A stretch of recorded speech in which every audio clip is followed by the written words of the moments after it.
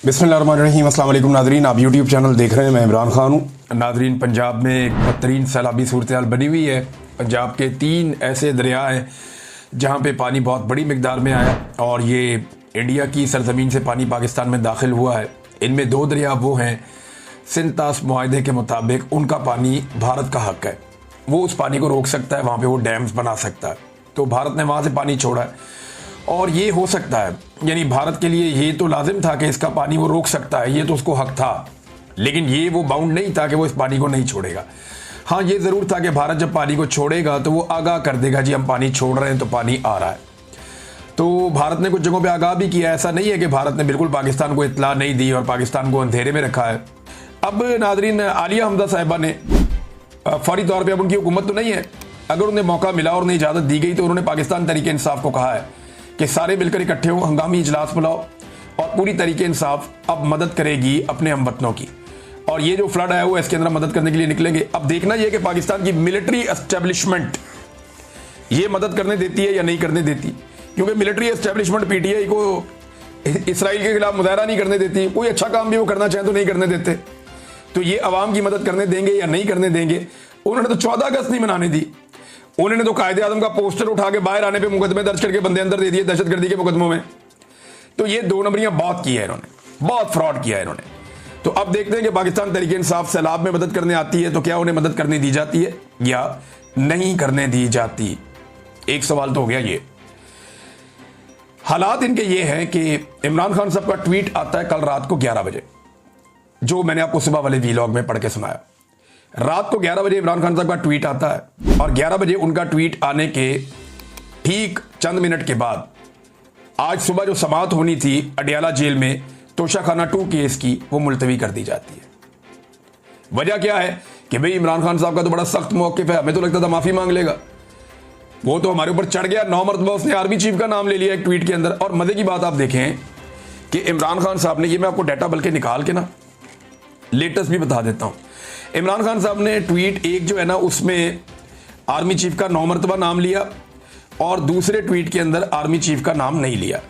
अब आप लोगों का अंदाज़ा करें कि लोग आज कहाँ खड़े हैं कि जिस ट्वीट में इमरान खान साहब ने आर्मी चीफ को मुखातिब किया वो 33,000 मरतबा रीट्वीट हुआ है, 33,000 मरतबा। और दूसरा जिसमें इमरान खान साहब ने आर्मी चीफ को मुखातिब नहीं किया वो 23,000 मरतबा रीट्वीट हुआ है। जिसमें आर्मी चीफ पे उन्होंने बात की वो 33,000 मरतबा, यानी 10,000 मरतबा ज़्यादा जिसमें तनकीद आर्मी चीफ पे हुई है, लोगों ने उसको ज़्यादा फैलाया। और जिसमें अली अमीन को कहा है कि आओ और आकर मुझसे मिलो, उसको इतना नहीं किया। तो उसके बाद यही होना था, इन्हें लगा कि अब इमरान खान साहब का केस लगेगा, दोबारा तनकीद करेंगे और बहुत नेक्स्ट लेवल पर चले जाएंगे, लिहाजा इन्होंने समाअत ही मुलतवी करवा दी अदालत के अंदर रात को 11 बजे के बाद।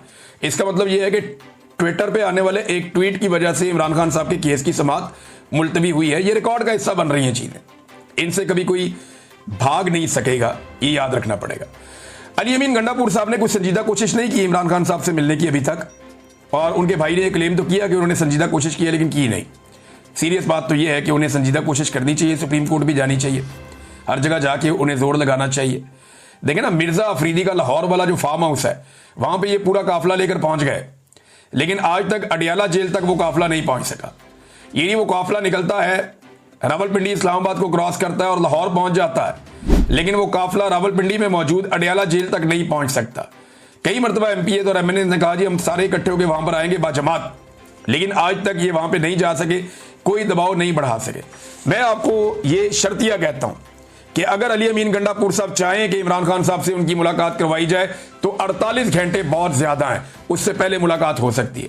और भाई सूबा का वजीर आला कोई अर्दली नहीं लगा हुआ, सूबे का वजीर आला है। अब अर्दली बनना चाहे तो अपनी मर्जी है, लेकिन सूबे का वजीर आला है वो कोई ऐसे ही वो छोटा मोटा चपड़ासी नहीं है, सूबे का वजीर आला है, उसके पास इख्तियारात है और बड़ी तगड़ी पार्टी है, बहुत लोग हैं। अगर वो चाहे तो 48 घंटे के अंदर मुलाकात कर सकता है अली अमीन गंडापुर, लेकिन मुझे नहीं लगता कि वो इमरान खान साहब से मुलाकात करने में संजीदा है। देखें ना, जो संजीदा थे उनकी मुलाकात हो गई। अलीमा खान ने कई महीने जोर लगाया, बार बार गिरफ्तार हुई, बार बार हिरासत में लिया गया, उनको तशद्दुद का निशाना बनाया गया, उन्हें तकालीफ दी गई, लेकिन वो डटी रही, उसकी मुलाकात हो गई।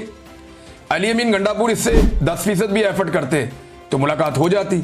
लेकिन मुझे नहीं लगता कि वो इमरान खान साहब को इस वक्त शायद फेस करना चाह रहे हैं। हाँ, मजबूरन उन्हें करना तो पड़ेगा अब आने वाले दिनों में।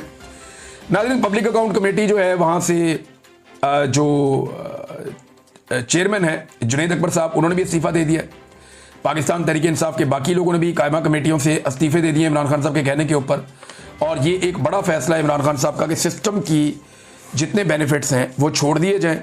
बल्कि जुनैद अकबर साहब ने और बड़ी सख्त बातें की हैं। वो क्योंकि सैलाब की सूरत हाल है, इस पर बात कर रहे हैं। जो सबसे ज़्यादा मुश्किल सूरत हाल बनी है वो दरियाए चनाब में बनी है। अब ये पानी का जो है ना, मुकम्मल पाकिस्तान का हक है इस पानी पर। इसमें भारत पानी रोक नहीं सकता। हुआ यह है कि अगर भारत पानी ना रोकता तो ये फ्लो के साथ पानी आता रहता और काफ़ी दिनों में ये पानी गुजरता। भारत ने दरियाए चनाब के ऊपर बंद बांध के पानी कई जगह पे रोका हुआ है। ये जो गैर कानूनी काम भारत ने किया है, सिंध ताश मुआहदे की खिलाफ वर्जी की है, वो पानी जब वहां पे जमा हो गया और फिर जब बारिशें बहुत ज़्यादा हुई तो भारत ने ना सिर्फ वो बारिशों का पानी आया पाकिस्तान में, बल्कि भारत ने वो बंद खोल दिए और उनकी वजह से अनएक्सपेक्टेडली बहुत बड़ी मिकदार में पानी पाकिस्तान में दाखिल हुआ। और अब तक जो इलाके डूबे हैं, मैं उनकी तफसीलात आपको, सियालकोट, वजीराबाद, पसरूर, नारोवाल, कसूर, पाकपतन, मंडी बहाउद्दीन, ये कादराबाद, हेड कादराबाद है वहाँ पे एक, और उससे पहले कुछ देहात हैं। तो हेड कादराबाद को बचाने के लिए कि ये हेड टूट जाएगा और इसके ऊपर बहुत दबाव बढ़ रहा है, तो 2 जगह पे धमाके किए गए और मंडी बहाउद्दीन की जानिब पानी छोड़ा गया। वहाँ बहुत फसलें तबाह हुई हैं, लेकिन हेड कादराबाद को बचाने के लिए ये करना पड़ा वहाँ पे। फिर उसके बाद मुख्तलिफ और जगहों पे बंद तोड़े जा रहे हैं। भावल नगर भी डूब गया है, किसानों की मशीनरी, खड़ी फसलें। अब ये जो नुकसान है ये अरबों रुपए का, क्या ये नुकसान पूरा किया जाएगा, बड़ा सवाल ये है। तो ऐसा माजी में तो नहीं हुआ कि किसानों का और जो गरीब देहाती हैं उनका नुकसान पूरा किया जाए। सिर्फ चंद जगहों पे हमने देखा, लाहौर में या 1-2 और शहरों में, कि थोड़ी सी एक्टिविटी इंतजामिया ने दिखाई और कहीं पे वो हूटर शूटर चलाए, उन्होंने बाजे बाजे बजाए और उन्होंने बताया जनाब कि वो अलर्ट हैं, वो काम करना चाहते हैं। 1-2 जगह पे टिकटॉक्स वगैरह बनी है, ब्यूरोक्रेसी के लोग गए जाके उन्होंने बनाई है। लेकिन ओवरऑल अगर आप पंजाब की बात करें तो देहातियों को अकेला छोड़ दिया। 90% डूबने वाले लोगों तक पहुंचा ही कोई नहीं।